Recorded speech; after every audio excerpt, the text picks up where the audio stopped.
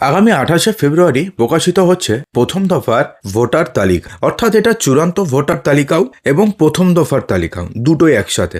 এরপরে সাপ্লিমেন্টারি আরও তালিকা প্রকাশিত হবে, কিন্তু সেটা কবে নাগাদ হবে সেটা কিন্তু এখনো পর্যন্ত ক্লিয়ারলি কিছুই বোঝা যাচ্ছে না। কিন্তু সাপ্লিমেন্টারি তালিকা তৈরি হবে, যত দিন যাবে প্রায় 50 থেকে 60 লাখ লজিক্যাল ডিসক্রিপেন্সি এবং আনম্যাপড ভোটারদের কেস এখনো পর্যন্ত পেন্ডিং রয়েছে। সেগুলো যত দিন যাবে তত দিন তারা সেগুলো সলভ হবে এবং তাদের নামে নতুন তালিকা প্রকাশিত হবে। তো 28 তারিখ যে তালিকাটি প্রকাশিত হবে সেটা কেমন হবে, অর্থাৎ সেক্ষেত্রে কতজনের নাম বাদ যেতে চলেছে। দেখুন, মুখ্যমন্ত্রী মমতা ব্যানার্জি কিন্তু একটি সভাতে বলেছেন যে প্রায় 1,20,00,000 নাম বাদ যেতে পারে 28 তারিখের প্রথম দফার তালিকার। অর্থাৎ ভাবতে পেরেছেন যে কত নাম বাদ যাবে, যার মধ্যে 58 লক্ষ নাম বাদ চলে গেছে এএসডিডির কারণে। এএসডিডি মানে অ্যাবসেন্টি, ডিলিটেড, ডেথ এবং শিফটেড, সেটা তো চলে গেছে, ঠিক আছে। তারপরে 5 লক্ষ লোক তারা হিয়ারিং করতে আসেনি, তাহলে 58 + 5 = 63, 63 লক্ষ তো এখানে হয়ে গেল।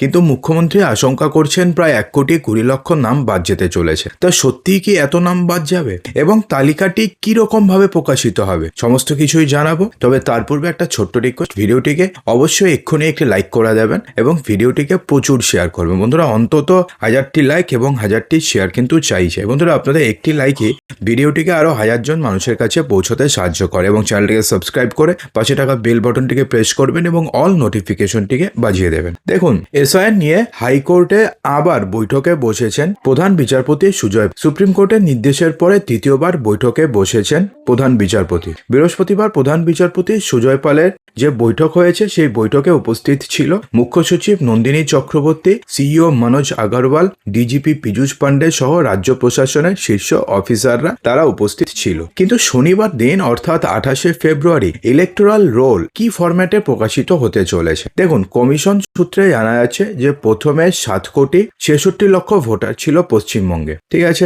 সেখান থেকে 58 লক্ষ এএসডিডি ভোটার সেটা বাদ চলে গেছে। বাদ চলে গিয়ে 7,08,00,000 নাম হয়েছে। নির্বাচন কমিশন সূত্রের খবর যে 28শে ফেব্রুয়ারি যে তালিকাটি প্রকাশিত হবে, অর্থাৎ একদিন বাদে শনিবার দিন, সেই তালিকাতে এই 7,08,00,000 নামই থাকবে। অর্থাৎ এমনটা নয় যে 1.5 কোটি নাম বাদ যাবে, 1,20,00,000 নাম বাদ যাবে, এমনটা কিছুই নয়। সেই 7,08,00,000 নামই থাকবে। নির্বাচন কমিশন সূত্রের খবর যে যেখানে যারা অ্যাপ্রুভ থাকবেন তাদের নাম থাকবে, যাদের নাম বাদ যাবে তাদের নামের পাশে ডিলিট লেখা থাকবে। দেখুন, 7,08,00,000 নামই থাকবে, তার মধ্যে যারা যারা অ্যাপ্রুভড হয়েছেন তাদের নামের পাশে অ্যাপ্রুভ লেখা থাকবে, আর যারা ডিলিট হয়ে গেছেন অর্থাৎ ধরুন ফেক ভোটার, যারা ধরুন কোনো তথ্য তারা আপলোডই করতে পারেননি, বা যেই 13টি ডকুমেন্টস দেওয়ার কথা নির্বাচন কমিশনের তরফ থেকে যে ইস্যু করা যেটা বলে দিয়েছিল ম্যান্ডেট করা, সে 13টি ডকুমেন্টস তারা দেখাতেই পারেনি।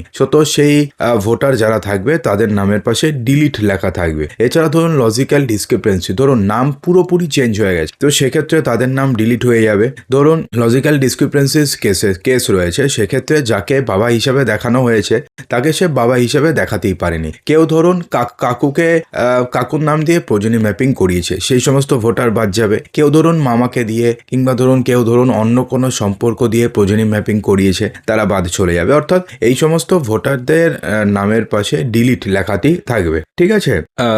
যাদের নাম বাদ যাবে তাদের নামের পাশে ডিলিট লেখা থাকবে। আর যারা এখন এই 60 লক্ষ যাদের নথি বর্তমানে জুডিশিয়াল অফিসাররা চেক করছেন, 60 লক্ষ যে নথি রয়েছে, যাদের নথি বর্তমানে জুডিশিয়াল অফিসাররা চেক করছেন, তাদের নামের পাশে এডুকেশন লেখা থাকবে, অর্থাৎ তাদেরটা দেখা হচ্ছে। এছাড়া যারা নতুন ভোটার হিসাবে যোগ দিচ্ছেন তারা তাদের একটি সেপারেট লিস্ট সাপ্লিমেন্টারি হিসাবে ঢুকে যাবে এই লিস্টের সঙ্গে। অর্থাৎ যারা যারা নতুন ভোটার, যাদের জাস্ট 18 বছর হয়েছে, যারা জাস্ট নতুন ভোটার হয়েছে, তাদের নামও তো থাকবে ফাইনাল ভোটার তালিকাতে, তো তারা একটি আলাদা লিস্ট হয়ে এই লিস্টের সাথে ঢুকে যাবে। অর্থাৎ তাদের নামের পাশে থাকবে হচ্ছে নিউ ভোটার। হয়ে গেল, অর্থাৎ 3 থেকে 4 ধরনের ভোটার তালিকা বের হবে। একটা হচ্ছে অ্যাপ্রুভড বের হবে, একটা বের হবে হচ্ছে ডিলিটেড মানে হচ্ছে যাদের নাম ভোটার তালিকা থেকে বাদ দেওয়া হয়েছে। দেখুন, এই ডিলিটেড কিন্তু 58 লক্ষের সাথে গুলিয়ে ফেললে চলবে না, তার কারণ 58 লক্ষ নাম কিন্তু এই চূড়ান্ত ভোটার তালিকাতে থাকবেই না, 7,08,00,000 নাম থাকবে, ঠিক আছে। তো 7,08,00,000 নামের মধ্যে যাদের নাম অ্যাপ্রুভড হয়ে যাবে তাদের নামের পাশে অ্যাপ্রুভড থাকবে।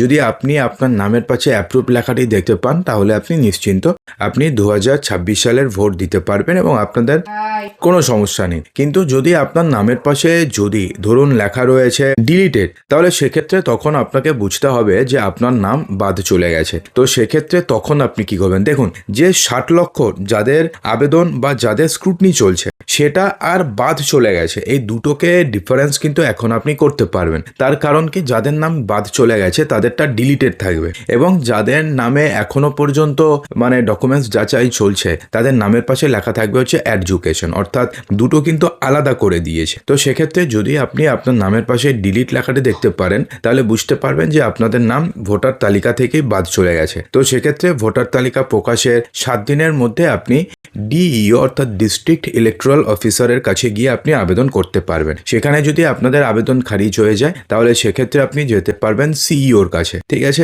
গিয়ে আপনি আবেদন করতে পারবেন। কিন্তু যদি দু জায়গাতে আপনাদের আবেদন খারিজ হয়ে যায় তাহলে কিন্তু আপনার নাম আর ভোটার তালিকাতে উঠবে না। তারপরে কি হবে, আপনার নাগরিকত্ব যাবে না কি হবে সেটা তো পরের ব্যাপার, এরকম বুঝলেন। কিন্তু যদি আপনাদের নামের পাশে এডুকেশন লেখা থাকে তাহলে সেক্ষেত্রে কিন্তু আপনাদের ওয়েট করতে হবে। ওয়েট করতে হবে কতদিন কেউ জানে না। এমনটা হতে পারে 10 তারিখে একটা সাপ্লিমেন্টারি তালিকা প্রকাশিত হলো, তো সেই 10 তারিখে আপনার নাম থাকলো, তো সেক্ষেত্রে তাহলে কি হবে, আপনি 2026 সালের বিধানসভা ভোটে আপনি অংশগ্রহণ করতে পারবেন, অর্থাৎ ভোট দিতে পারবেন। যদি এমনটা হলো যে আপনাদের নামের ধরুন আপনাদের নাম মনোনয়নপত্র জমা দেওয়ার আগের দিন পর্যন্ত আপনাদের নাম ভোটার তালিকাতে উঠে গেল, ঠিক আছে, তো সেক্ষেত্রে আপনি 2026 সালের ভোট দিতে পারবেন। কিন্তু যদি মনোনয়নপত্র জমা দেওয়ার একদিন আগে পর্যন্ত আপনাদের নাম না উঠে যে সাপ্লিমেন্টারি যেই তালিকাগুলো বেরোবে সেক্ষেত্রে তাহলে কিন্তু আপনি 2026 সালের ভোট দিতে পারবেন না। তারপরে কি হবে, ভোটের পরে কি হবে না হবে সেটা তো পরের ব্যাপার, সেটা তো একটা কন্টিনিউয়াস প্রসেস, সেক্ষেত্রে আমরা যাচ্ছি না। কিন্তু যদি নাম না থাকে তাহলে আপনি 2026 সালে বিধানসভা নির্বাচনে অংশগ্রহণ করতে পারবেন না, ভোট দিতে পারবেন না। এর থেকে বেশি কিছু আপাতত তো হচ্ছে না, অর্থাৎ ভোটার তালিকার নাম না থাকলে আপনার নাগরিকত্ব চলে যাবে এমনটা কিন্তু কিচ্ছু নেই। তার কারণ সুপ্রিম কোর্টে নির্বাচন কমিশন স্পষ্ট বলেছে যে নির্বাচন কমিশনের কাজ নাগরিকত্ব দেওয়া নয়, শুধুমাত্র নির্ভুল ভোটার তালিকা প্রকাশ করা। তারপরে কি হবে, এনআরসি হবে না সি হবে সেটা তো পরের ব্যাপার, সেটা নিয়ে আমরা পরে আলোচনা করব যদি কোনো এরকম সার্কুলার বের হয়। যতক্ষণ না বের হয় ততক্ষণ পর্যন্ত আমরা ওই স্পেকুলেশনে যাবই না। তো বন্ধুরা, আশা করব যে ভিডিওটিতে আপনাদের সমস্ত কিছুই সঠিকভাবে বোঝাতে পেরেছে। যদি ভালো লেগে থাকে তো লাইক করবেন, শেয়ার করবেন এবং চ্যানেলটিকে সাবস্ক্রাইব অবশ্যই